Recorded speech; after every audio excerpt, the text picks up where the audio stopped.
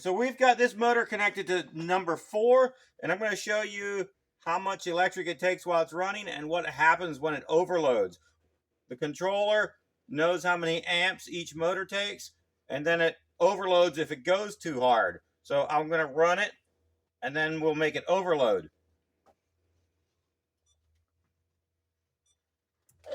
So here I just manually, number 4, I put it to close the whole way. And we can tell it's 21% open. The target's 0%, and it's running at 1.9 amps right now, 2.0. So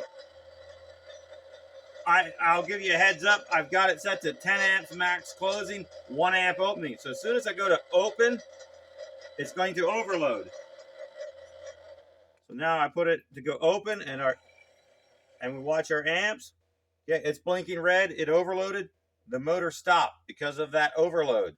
And I'll reset it, and it'll just overload again.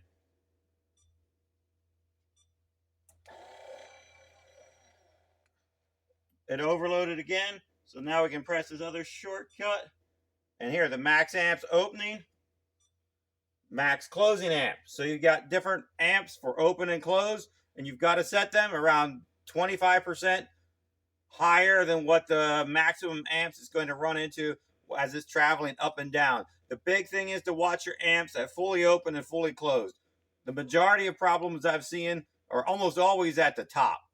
The top is, when it's a roll-up curtain, the max amps are almost always at the top. Sometimes they're at the bottom if it pinches at the bottom. But overall, your max amps are almost always a problem at the top or the bottom. So if it's going up through and the amps go to, if they double, you've got a problem. You want an even amps the whole way up through.